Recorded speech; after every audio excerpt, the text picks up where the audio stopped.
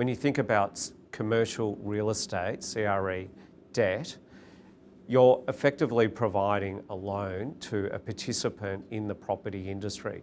So really, at a granular level, worrying about the last dollar of equity valuation is foremost the sponsor or the borrower's issue more than it is yours as a lender. Now, at some point, that no longer holds true. If the property declines in value by a relatively large amount, then their problem does become your problem as well, and that's where the expertise of a well-experienced lender comes into play.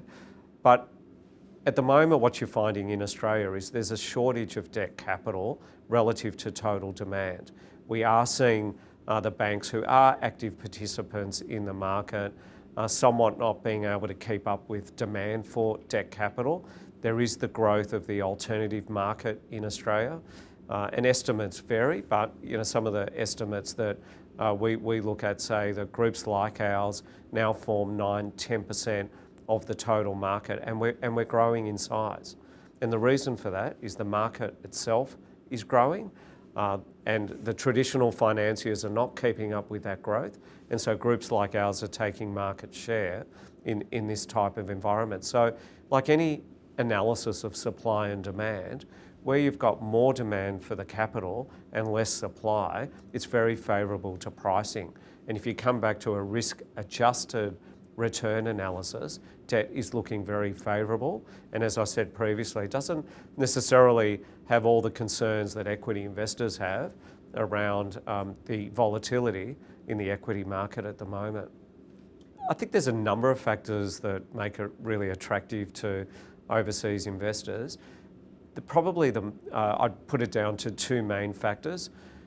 The fact is we're quite remote from the rest of the world in a way where we're geopolitically lower risk compared to many other places in the world at the moment. We've got a very transparent legal system. It's a great place to live.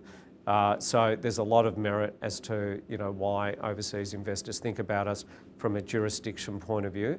Also, we were talking before about the debt structure and supply and demand, and I quoted the 10% number of participation rate by alternative lenders in the total debt market.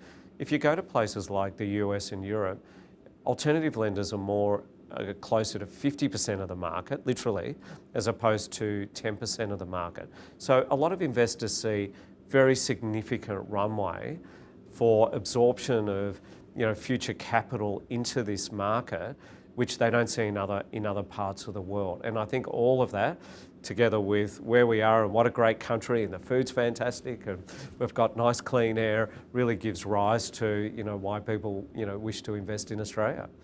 Look, at the moment we are seeing a lot of construction finance as a general comment. I do think that the demand for new projects has really come alive in terms of feasibilities now making more sense than they did 12 to 18 months ago, mainly because of the lift in realisation values of residential apartments.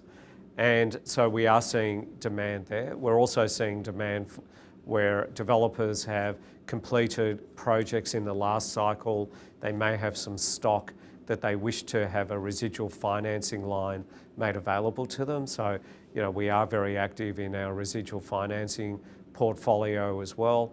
So we are across the board really seeing ongoing demand for our debt capital.